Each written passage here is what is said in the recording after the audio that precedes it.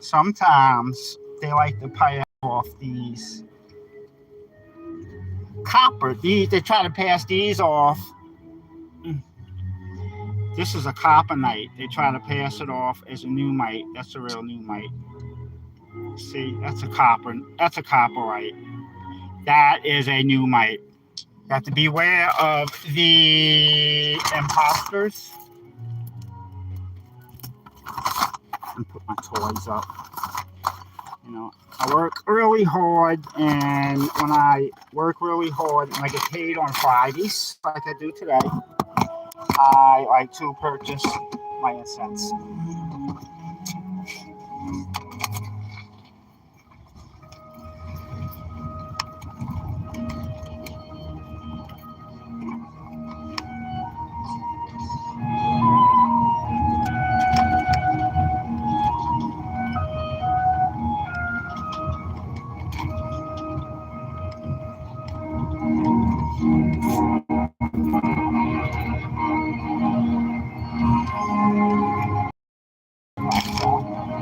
They are washing Candor, and they are threatening to sue. Everyone's threatening to sue one another right now. Maybe if I started suing people would show up. So I want to show you the Fry Mansion. I'm going to show you something.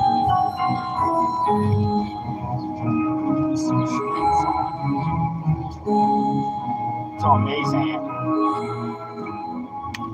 It's on Mazan Street. I have to go to Mazan Street.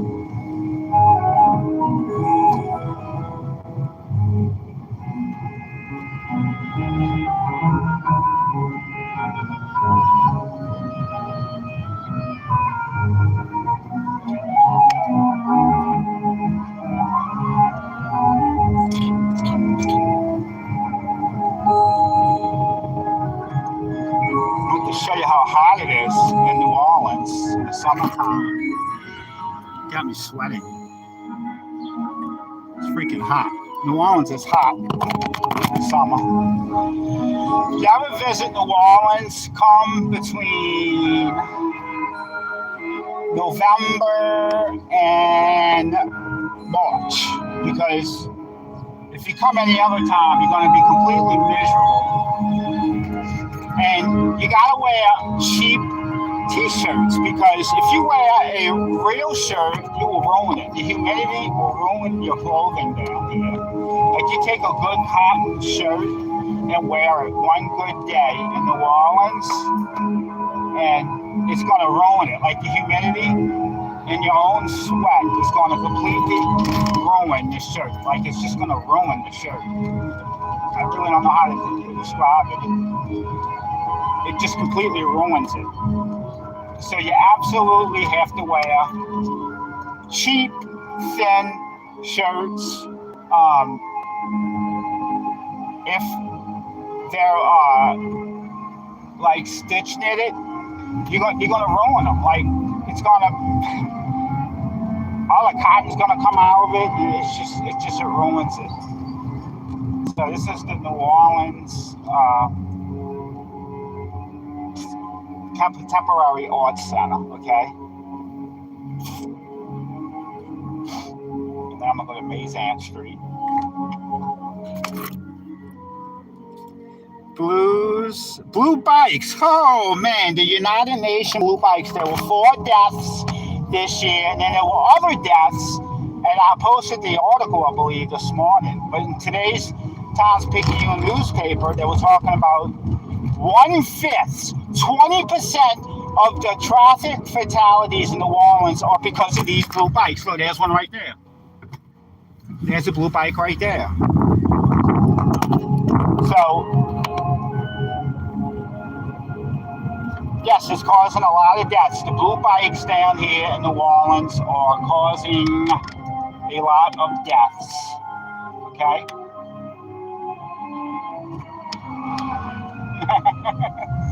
So the blue bikes are causing a lot of deaths, and 20% of all the fatalities this year in New Orleans, traffic fatalities, are from blue bikes, and it's all kind of things. It's not just like some drunk guy running them over. The accelerators are getting stuck. Batteries are exploding. The batteries are exploding. The local police chief is trying to get a grant from the Homeland Security because they say that terrorists may be utilizing the UN blue bikes to hurt people because they all explode. And of course, it's not the batteries. That's what they're saying anyway. It's not the batteries, but that was weird. They had some cop talking to some guy like in the middle of nowhere. Like it's his informant or something. It's really weird. So, the blue bikes, they are exploding. The accelerators are getting stuck. And people are dying. Like I said, 20% of the automobile fatalities, are from the blue bikes. So, the United Nations is killing people all kind of different ways, right? They're modifying the weather. They're creating all these fires. And now their bicycles soon are going to be killing more people than automobiles, gas-powered automobiles. So, yeah, the blue bikes are really horrible. They're all over the place. I just showed you one. They want us to stop driving automobiles, driving the blue bikes, because they said we're going to have electricity shortage, right? They want me and us to turn our thermostats up to 78 degrees at night and 81 degrees in the day because of greenhouse gases. However, these new data centers are burning their air conditioning, by the way. These data centers have to be extremely cold, okay? They have to be like 68 degrees. So they got these 40,000 square foot buildings. Some of these buildings are over 100,000 square feet. Air conditioned, cooled down to 68 degrees. Then they got diesel generators that emit all this black smoke in the air that will kick on if the electricity goes off, because the surveillance can never stop. It can never stop. So if the electricity goes down, these environment destroying diesel generators kick on to keep the surveillance state going. But they want you to turn your air conditioners off during the day, and they want you to park your automobile, and they want you to drive these blue bikes, which are killing lots of people. A lot of people now. 20% of the traffic fatalities in the blue bicycle. Hello, sports card collector. Is that Bay 8th? What about black what? What about black people? What if, imagine the United States without any black people in it. Imagine, just imagine. Wisdom from the Wolf, that seems to be the title of these last streams. Yeah, I can always go back and change the name. This pink house, the house is pink. The house is pink. Pink house. The taxes on these houses are unreal. The property taxes are like $5,900 a year on one of these houses. And that's because the police are making six-figure salaries now. They got one guy, he's all over the news. He made $500,000 last year. He's a sergeant. He claims he worked 150 hours a week or something. Mike Perlstein sat down with him, that's from WWL News, did an interview. This was after Skip Gallagher, who's a professor at the University of New Orleans, he issued FOIA requests for all the pay, the NOPD pay, and there's not one single cop in Orleans Parish making under six figures. Not one cop. They all make it over $100,000 a year. And that's an understatement. Some of these people are making $300,000-$400,000 per year. And that money has to come from somewhere. It's coming from these high property taxes. So after Hurricane Katrina, you can get a house in New Orleans in this neighborhood right here really cheap. Really cheap. And now they're going for close to $500,000. That little shotgun double, guarantee you. But yeah, you can scoop them up for about 180. right after the storm. But you get murdered in property taxes. You know, that adds up. That's, you know, if you're paying $6,000 a year, you know, 20 years, that's $120,000 in property taxes. And $6,000 a year is actually a low figure for some of these houses. These houses that are worth $700,000-800,000, they're paying like almost 2%. It's like 1 point something, almost 2% per year of your value, of the value of your house. So it's $2,000 for every 100,000. I mean, you do the math. $16,000 a year for $800,000 house. That's 300. That's 420,000. Is it after 20 years? Is that right? 420 or 320? No, 160. 320,000 in 20 years, just in property taxes. So if you buy one of these houses in Bywater, you'll be buying it twice almost between that and your homeowners insurance. Oh, here it is. Okay, I want to show you this house. That's used to be owned by someone who was in line to be the Archbishop. But Philip Hannon, who is the same exact person as him, and everything I'm saying right now, there's proof. There's like actual court cases backing this up. I'm going to show you the house though. That's owned by this guy, and I'm going to give you a quick background on it. And you probably ate some of their products because they used to make luncheon meat. They used to make luncheon meat. It was in every single grocery store in America. Okay? The son of the guy who owned, it's called Fry Meats, F-R-E-Y, Fry Meats. Okay, you ever heard of Fry Meats? They make bacon and bologna and ham for ham sandwiches. The son, one of the sons was a detective for the NOPD, and the other son was a bishop in the Catholic Church who used to like little boys. Okay, and I'm gonna show you this house, and I'm gonna tell you a quick story about this house on Mazan Street. Let me go to the river because I'm not sure how far. So I'm gonna be a minute. So let me change the subject really quick, and I'll get back to the Fry Mansion. You come to New Orleans, you better come in the winter, and you better bring old t-shirts, because if you wear a nice cotton button-up shirt, it's going to get ruined. It's going to be completely ruined. Like, it's going to have so much sweat and humidity in it that a professional dry cleaner couldn't resurrect it. Look at this. Y'all got to see this. This is stuff I see every day. Right there. Look at that. I like that.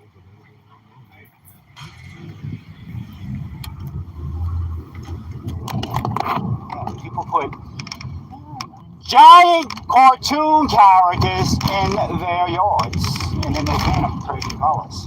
So anyway, I'm gonna show you this mansion here, and I'm gonna tell you a quick story behind it. Okay, it's a really nice joint, by the way. Okay,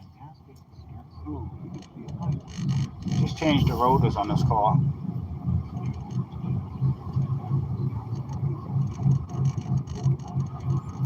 Like $200-something a piece for a piece of aluminum. It's like aluminum. Not even metal, it's like aluminum. So let me show you this house. Let me find it first. Potholes in the walls. Cha cha cha cha cha. Very patriotic. Got a Walmart Patriot here. Got a Walmart Patriot. Let me show you this house here. I'm going to tell you a quick story behind it. Look at that. I like it. I like the cars with the bench seats and the shifter on the steering column. That's how vehicles should be made. I like them. I mean, you know, that's how they should be done. Damn, what is this place at? Here it is. Okay, this place here. You see this place? It's a really nice place. Let me show it to you. So the guy who owned Fry Meats, used to own this place, okay? Okay, that's a rhetorical okay. The guy that owned Fry Meats used to own this place, okay? It's a $1.8 million, I don't know. So the guy's son, one of them was a police detective and big detective, the NOPD and the sex crimes unit. And the brother was a pedophile bishop, not just a priest, a fucking bishop with the Catholic Church. Okay, his name's Fry. Okay. Now, he was renting this house to Stanley Burkhardt. If you don't know who Stanley Burkhardt is this NOPD detective. He used to be the head of the pedophile unit in the 1980s. And he got caught molesting a bunch of kids, but he killed a couple of kids, and they're investigating it right now. They don't really have murder cases on him, but they got him in jail. And they got a podcast about it. The FBI's looking at it. Everybody in New Orleans knows the story. But that big mansion I just showed you, they was renting it to him for $140 a month. Now, this was in the late 80s, but still, that house was worth money in the late 80s. It wasn't worth whatever it is now, which is easy 7 figures. But he was renting that house for $140 a month. So I just wanted to show you that, tell you that quick story. While I was in this part of the neighborhood. So we got a raised bridge up here. So yes, the Fry Mansion. Fry, so I'm going to talk about Fry a little bit. Fry was in line to being the Archbishop in New Orleans, but his buddy Philip Hannon became the Archbishop of New Orleans because Bishop Fry could not stay out of the newspapers. Like, he was always getting caught with kids. He was never really arrested or prosecuted, but it was always, anyway, his accusers, this is what I'm getting to. Bishop Fry's accusers and the people who were allegedly molested by Philip Hannon were found murdered. There was 3 of them. All 3 were found murdered, okay? And they were tied up with this rope in a really strange way. It's called the rope murders. If you Google it, there's probably a million stories online about it. All 3 of those victims were victims of the Catholic Church. And they were supposedly killed by a detective who was running a mansion that one of the accused owned for $140 a month. That mansion, the one I just showed you. So that's Louisiana. While people were getting life sentences for small amounts of drugs, they were running around the city doing that. That's Louisiana.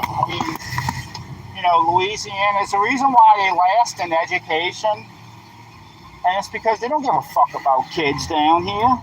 They don't give a fuck about kids down here. They just do not care about kids. Kids will be used and used up. And you either, the white people, the Catholics molest them, and the white ones and the black ones, they just throw them in jail at a young age. They do not give a fuck about kids in Louisiana. It's horrible. It's a horrible place. Probably the worst place between the weather and what I just told you. That's 2 reasons to avoid New Orleans altogether. 2 reasons there. Like, you definitely don't want to raise your kids down here. And you definitely don't want to come in the summer, not with a nice shirt on, because the shirt's going to get ruined by the humidity, I guarantee you. So anyway, I went and bought some toys from the local shop. I worked hard all week, okay?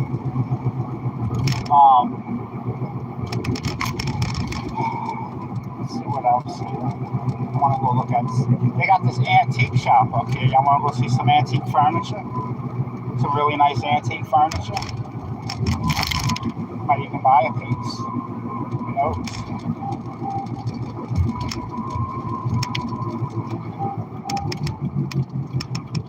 Let's see. Get me a snowball. Let's see what my comments here. Wolf, I seen a video showing that Burkle jail 2% of male population and drop crime by 80. Where was that at? What are you even talking about? What's Burkle? That Burkle jail 2% of the male population and it dropped 80%. I don't know what that means. What's Burkle? Most of the population he sent to prison were melanated bodies. What there is a theory here that's being put in practice. It's been in practice, and it's kind of goes back to what I said earlier. Imagine the United States without black people. But I want to say two things, okay? One, people are not born racist; they become racist slowly over time. One rape, one robbery, one murder at a time.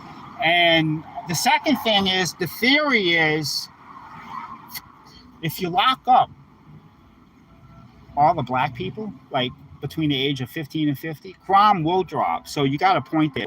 Okay, very neat.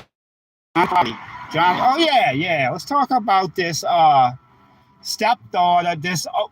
We got a stepdaughter entertaining an alleged. What would you call that? The truth? What would you call that? Like an alleged sperm donor? She found it. I don't know what that is.